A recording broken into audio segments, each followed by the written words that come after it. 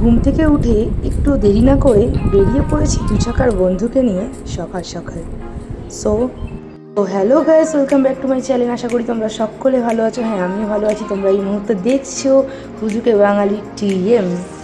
So cycle নিয়ে বেরিয়ে পড়েছি।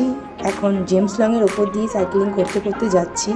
ডেস্টিনেশন কোথায় এখনও জানি না। তোমরা দেখতে থাকো, স্কিপ করো না, খুব শিগগিরই জানতে পারবে। তো চলো, লেটস স্টার্ট।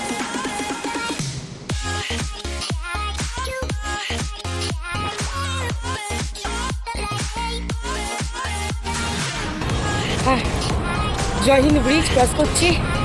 হাঁপিয়ে গেছি সাইকেল নিয়ে উঠতে গিয়ে। অনেকদিন বাদে সাইকেল চালাচ্ছি তো তাই। এবার নামার পালা, দারুণ লাগবে। চলো এবার নেমে যাই। ও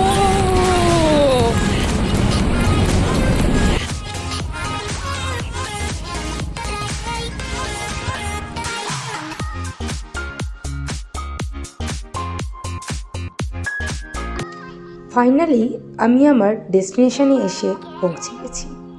আশা করি তোমরা অনেকেই বুঝে গেছো আমি কোথায় চলে এসেছি।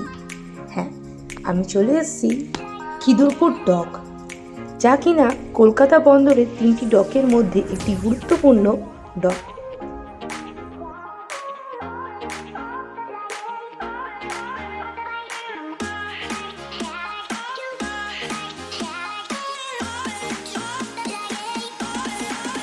এখান থেকে দ্বিতীয় হুগলি সেতুও খুব পরিষ্কারভাবে দেখা যায়।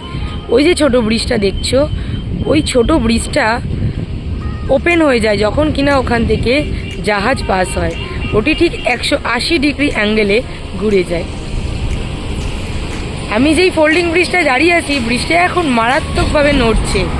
রীতিমতো আমার ভয়ই লাগছে, এত নড়ছে। কারণ আমি ঠিক ফোল্ডিং যেখান থেকে ওপেন হয় ঠিক সেই জায়গাতে দাঁড়িয়ে আছি। তাহলে চলো বন্ধুরা, আজ এইটুকুই থাক। একটা শর্ট সাইকেলিং হয়ে গেল, খুব বেশি ডিস্টেন্সের নয়। আসলে আমার সাইকেল ঠিক নেই, তাই জন্য আমি খুব বেশি দূরে সাইকেলিং করে যেতে পারি না। স্টিল এই দু চাকার বন্ধু আমাকে এখনও অবধি এত সঙ্গ দিচ্ছে যা বলার বাইরে, আজ 15 বছর ধরে। সো টাটা বন্ধুরা, নেক্সট ভিডিওতে আবার দেখা হবে। টাটা।